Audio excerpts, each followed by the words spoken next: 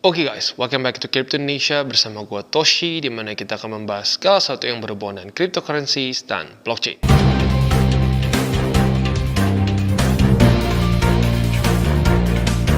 Oke, dan sekarang kita kembali masuk ke meme coins. Kita bisa di sini mulai terkoreksi ya. Oke, sebelum kita masuk seperti biasa gue akan disclaimer dulu bahwa semua konten dari TCI bukan financial advice. Ini semua bentuknya adalah edukasi ya.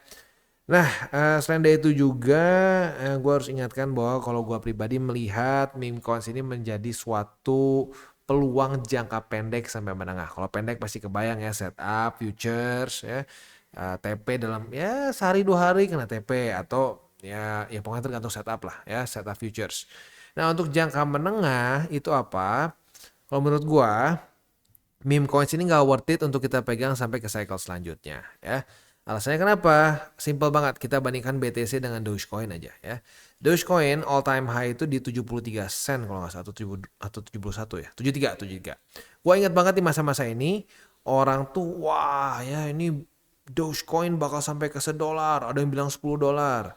Nah, di waktu itu ada Elon Musk yang sedang ngepom-pom banget Dogecoin ya. Wah, ini nih bakal paten sampai $1, $1 yang ada ngedam.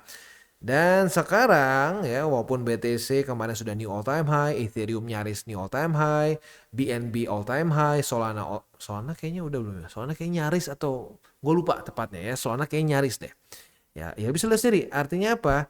Artinya menurut gue nggak worth it untuk kita pegang sampai ke cycle selanjutnya. Jadi maka dari itu kalau gue pribadi cycle beres buat lu yang akumulasi spot TP semua. Begitu, jangan dibawa sampai ke cycle selanjutnya karena akan cenderung basi seperti gini ya.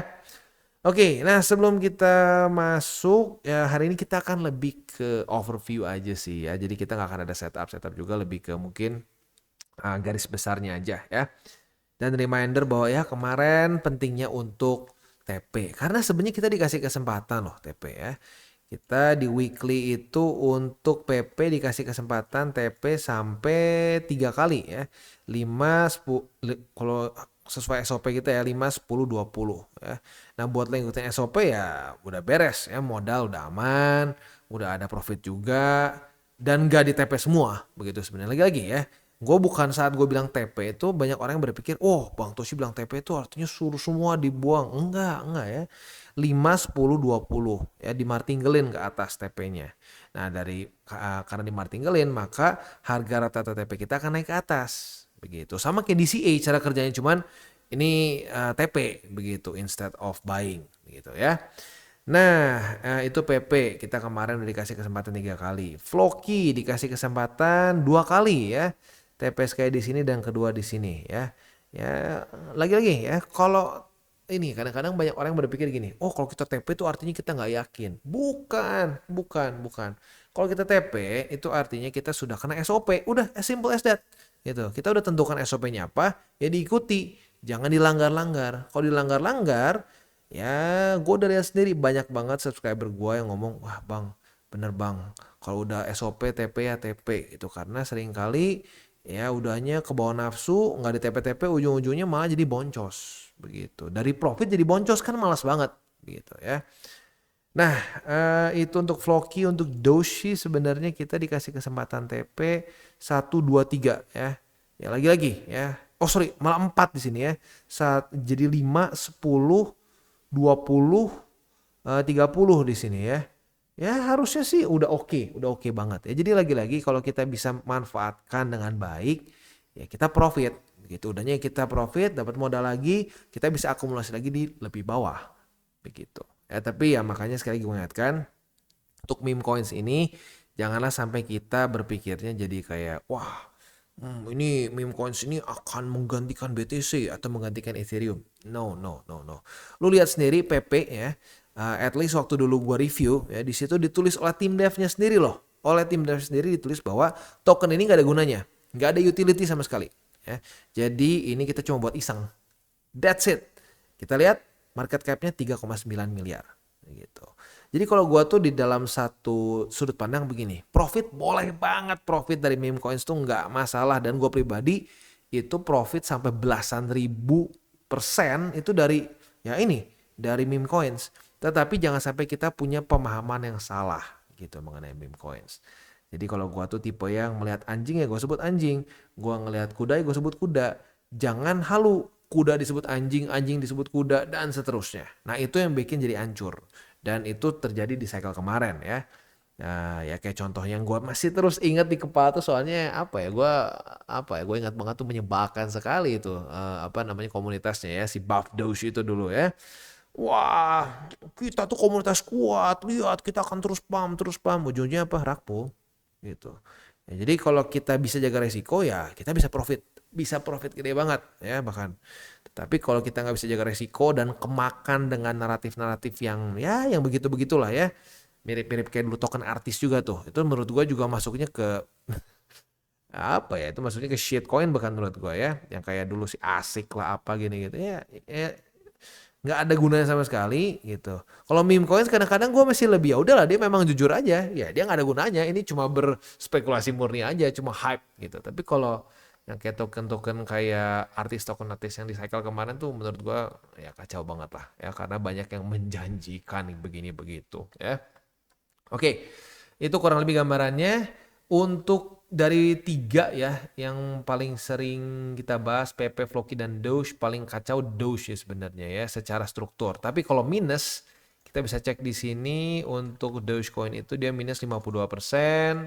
Untuk Floki itu dia minus berapa nih? Floki kondisinya itu dia minus dari all time high ya. Itu dia minus 55%. Sementara untuk PP dia itu kondisinya dari all time high ke harga sekarang minus sebesar kayaknya 40-an deh. Iya, 46%. Paling not bad PP ya.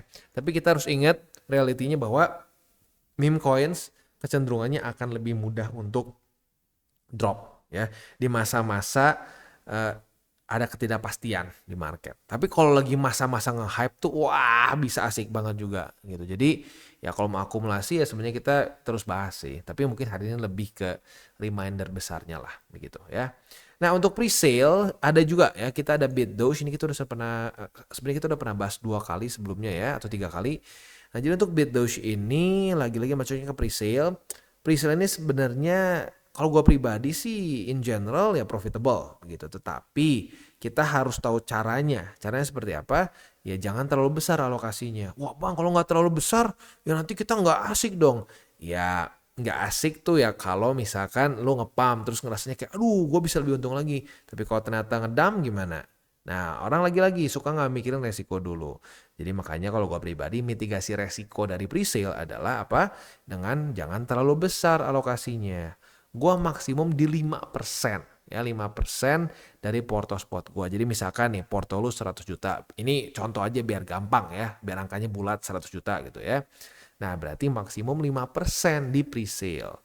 Oh bang nanti gimana dong kalau pengen ikutan yang lain? Ya tunggu sampai dia listing, udah dia rally, pump. Nah, lu TP modal, ada profitnya juga lu bisa TP, itu tergantung ke lu masing-masing lagi. Ya udah gitu tinggal lu apa namanya tinggal lu invest lagi di presale yang selanjutnya dan selanjutnya dan selanjutnya. Jadi kayak diputar aja terus gitu ya. Nah itu kurang lebih gambarannya ya. Nah cara untuk beliin seperti apa? Tinggal kita konekkan saja wallet. Lu bisa pilih pakai EVM atau Solana. Kalau Solana bisa lu pakai ini ya. Apa namanya? Phantom kalau nggak salah ya. Nah, gua akan kasih contohnya pakai MetaMask aja. Kita konekkan. Setelah itu tinggal kita pilih belinya mau pakai apa.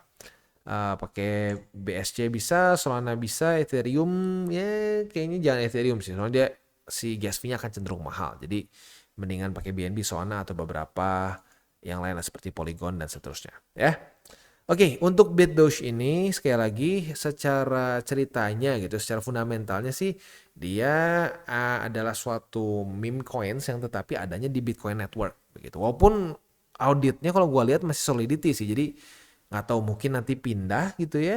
Tapi ya intinya seperti itu. Jadi naratif dia adalah suatu meme coins yang ada di Bitcoin Network begitu. Makanya di sini bisa dibilang apa ya? Maskot mereka adalah si Elon Musk dengan si Satoshi Nakamoto. Ini bukan Satoshi Nakamoto yang buat Bitcoin ya, cuman ada orang namanya Satoshi Nakamoto dan banyak orang menyangka dia gitu si Satoshi ini ya. Jadi kurang lebih seperti itu segambarannya. Selain dari itu nanti kedepannya dia itu akan ada play to earn, ada AI chat. Ini mungkin AI chatnya itu seperti ini ya. kayak ChatGPT kalau menurut gua, tapi mungkin lebih ke memes, I don't know, lebih ke crypto maybe. Untuk play to earn sendiri dia ini mungkin gambarannya belum ada jelas sih seperti apa, tapi yang pasti akan ada permainannya lah seperti itu. Dan tentunya seperti biasa akan ada staking juga. Tapi kalau menurut gue pribadi sih for now ya karena dia play to earn-nya belum jalan ya kalau gue pribadi sih ngeliatnya hanya sebagai suatu potensi jangka pendek saat dia sudah listing dan naik beberapa kali lagi stage selanjutnya ya kita TP dulu modal karena itu paling gampang ya kita tuh harus beresin dulu modal udah beres kita udah nggak perlu deg-degan lagi gitu. Nah sisanya profitnya mau di TP lagi juga semua boleh mau lo tunggu dulu juga terserah. Gue balikin ke lu masing-masing. Tapi gue ingetin sekarang dalam masa-masa liquidity cukup rendah dan kondisi market cenderung lebih ke bearish. Jadi ya harus diperhatikan juga itu ya. Oke, jadi kurang lebih seperti itu untuk pembahasan meme coins kita pada hari ini. Sekali lagi gue ingatkan untuk meme coins ini jangan sampai kita mau nikah dengan meme coins. Jangan sampai kita jadi liquidity para bandar dan para tim dev gitu. Jadi kita harus pinter-pinter sendiri.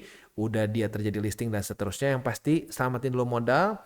Sisanya kalau merasa akan ada momentum yang lebih bagus lagi, lebih tinggi lagi untuk meme coins itu, ya lu boleh sisakan. Tapi jangan sampai kemakan modalnya gitu ya.